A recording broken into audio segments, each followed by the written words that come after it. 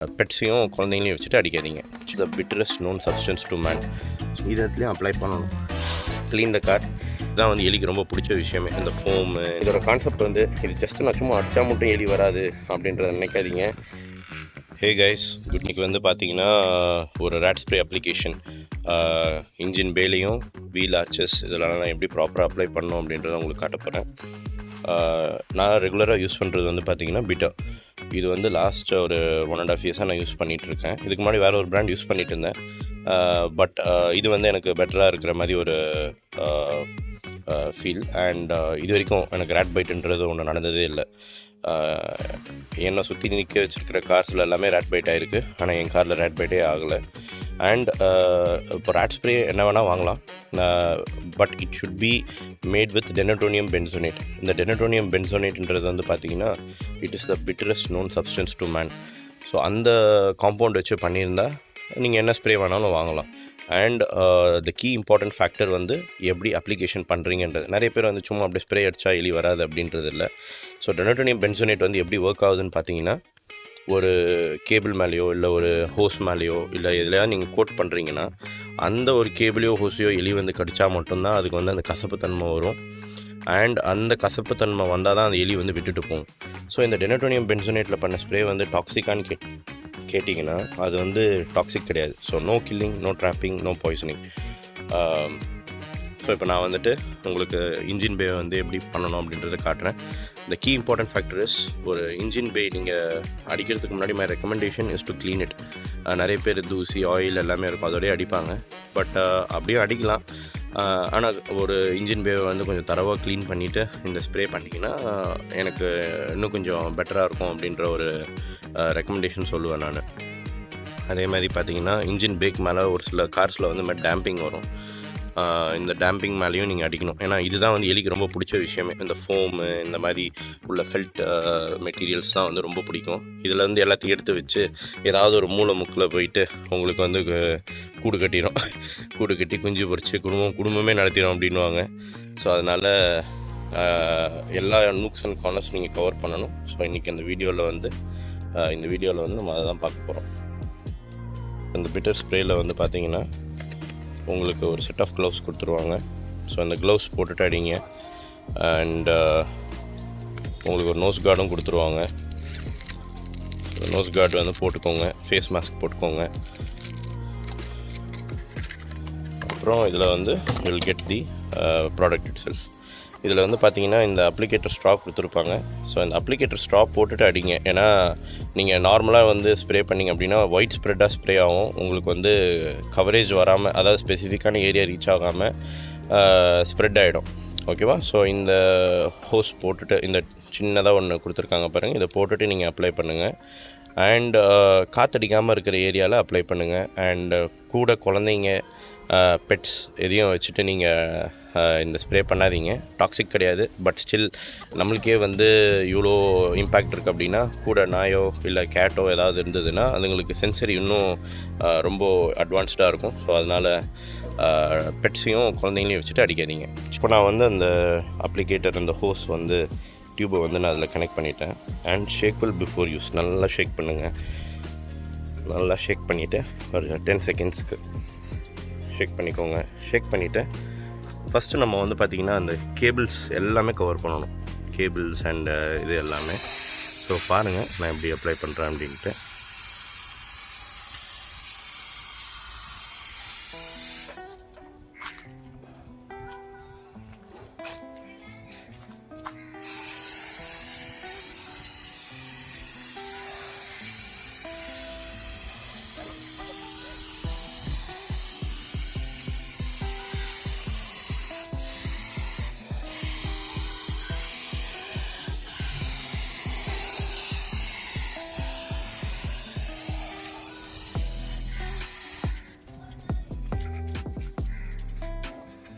காற்று நல்லாவே அடிக்குதுங்க. எப்போவுமே எலி வந்து பார்த்திங்கன்னா இந்த கார்னர்ஸ்லாம் ஓடும். ஸோ கார்னர்ஸ்லாம் வந்து நல்லா கவர் பண்ணுங்கள்.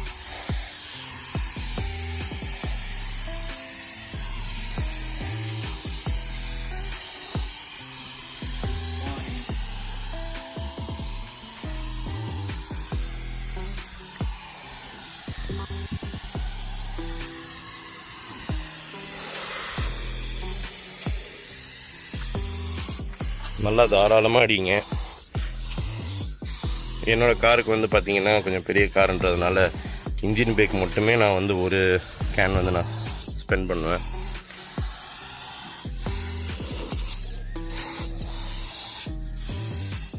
அப்புறமா இந்த ஹெட்லைட் ஏரியா கிட்ட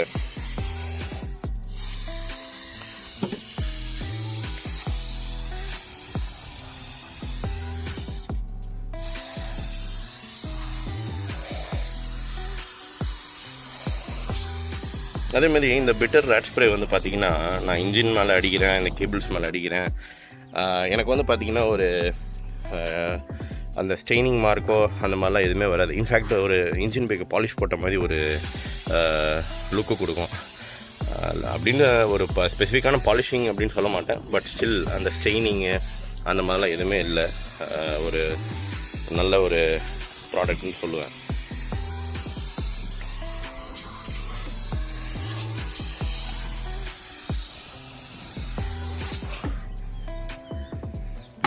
அப்புறம் இந்த டேம்பிங் இருக்கும், இதுதான் வந்து மெயினான விஷயம். ஸோ இதுதான் வந்து எலிக்கு பிடிச்ச விஷயம்.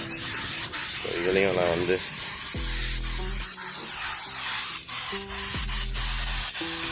அப்ளை பண்ணுறேன்.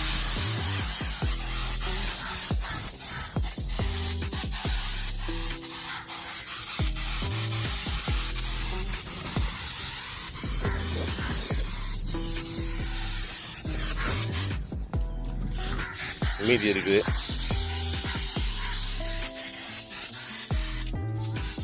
இந்த மாதிரி நூக்ஸ் அண்ட் கார்னர்ஸ் எங்கெல்லாம் உங்களுக்கு வந்து ரீச் ஆகுதோ எல்லா இடத்துலையும் எடுத்து கொடுத்துருங்க.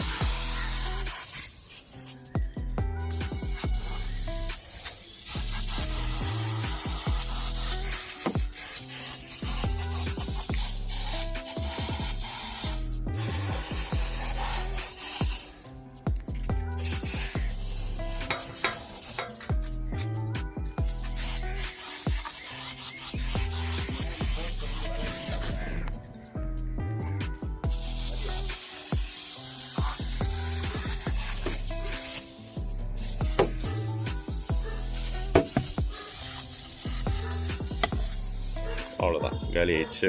வந்து பார்த்தீங்கன்னா செகண்ட் கேன் எடுத்திருக்கேன். அண்ட் உங்களோட ஸ்டியரிங்கை வந்து ஃபுல்லாக ரைட் டர்ன் பண்ணிக்கோங்க.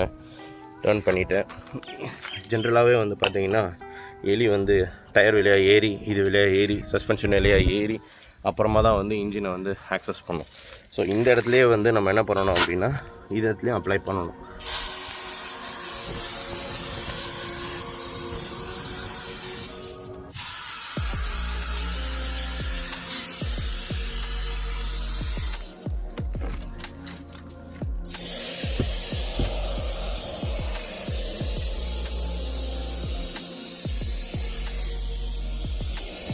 சிமிலர்லி அடுத்த சைடும் வந்து பார்த்தீங்கன்னா நீங்கள் அப்ளை பண்ணணும். இந்த பம்பர் கீழே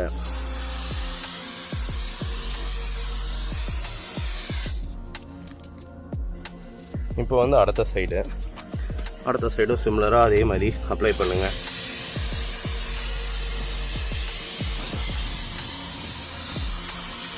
இப்போ இங்கெல்லாம் வந்து கூட பார்த்தீங்கன்னா ஒரு சில கேபிள்ஸ் அண்ட் ஒயர்ஸ்லாம் போகுது. ஸோ எல்லா காருக்குமே ஜென்ரலாக போகும். ஸோ எலிக்கு வந்து ரொம்ப ஈஸி ஆக்சஸ், இன்ஜின் பே கூட இல்லை, இங்கேருந்து ஏறும் போது கூட வந்து இந்த கேபிள்ஸ்லாம் கூட ஆக்சஸ் பண்ணும்.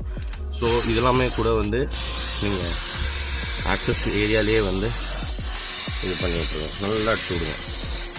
இது வந்து மழை தண்ணி பட்டால் போகுமான்னு கேட்டால் ஓரளவுக்கு போகும். ஆனால் உங்களுக்கு வந்து டிட்டரண்ட் வந்து ஓரளவுக்காவது உங்களுக்கு ப்ரொடெக்ஷன் இருக்கும்.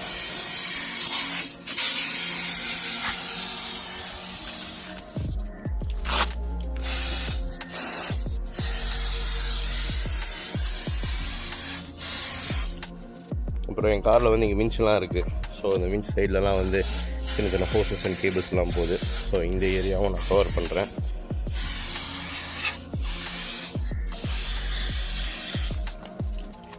அப்புறமா இங்கே ஃப்ரண்ட் பம்பருக்கு கீழே ஓப்பனிங் இருக்குது. ஸோ இதுலேயும் வந்து அடித்து விட்ருவேன்.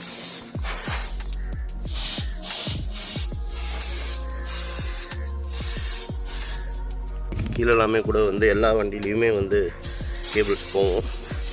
ஸோ இந்த ஏரியாவும் கவர் பண்ணணும். அண்ட் என் கார் கொஞ்சம் ஈஸி ஆக்சஸாக இருக்குது, கிரவுண்ட் கிளியரன்ஸ் அதிகமாக இருக்கிறதுனால. இப்போ கார் கடியிலலாம் பார்த்தீங்கன்னா நிறைய கேபிள் கனெக்ஷன்ஸ் எல்லாம் போகும். ஸோ எல்லாமே கவர் பண்ணணும். இங்கெல்லாம் வந்து பார்த்தீங்கன்னா அந்த ஃப்ரேமை ஒட்டின மாதிரி பாருங்கள், நிறைய கேபிள்ஸ்லாம் போது பாருங்கள். தெரிதா? இது எல்லாமே வந்து கவர் பண்ணணும்.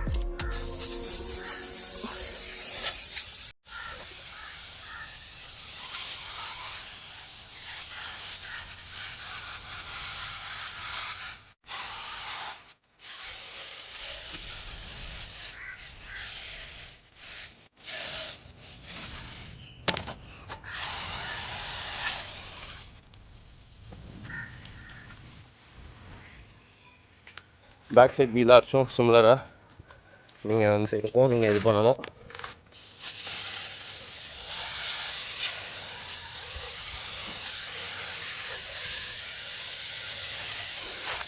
இது நீங்கள் ஃபஸ்ட் வாட்டி அப்ளை பண்ணும்போது தான் 2 கேன் தேவை. செகண்ட் டைம் டாப் அப் அப்படின்றது வந்து பார்த்தீங்கன்னா நான் 2 months ஒன்ஸ் வந்து பண்ணுவேன். ஸோ 2 months ஒன்ஸுக்கு வந்து இந்த ஒரு கேனை வாங்கி லிபரலாக அடிச்சு விடுவேன். இந்த பம்பருக்கு கீழெல்லாம் வந்து பார்த்தீங்கன்னா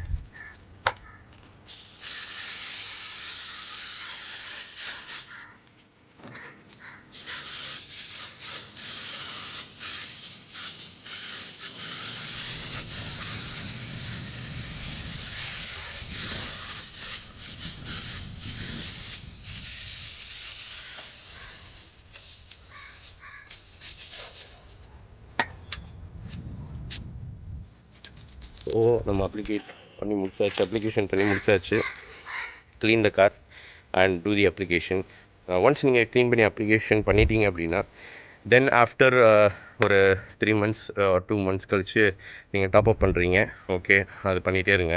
அண்ட் அகெயின் எப்போ வந்து உங்களுக்கு கார் வந்து இன்ஜின் பேலாம் அழுக்காகுதோ again you can go for a cleanup. And engine bay cleaning அப்போ வந்து you should be very careful.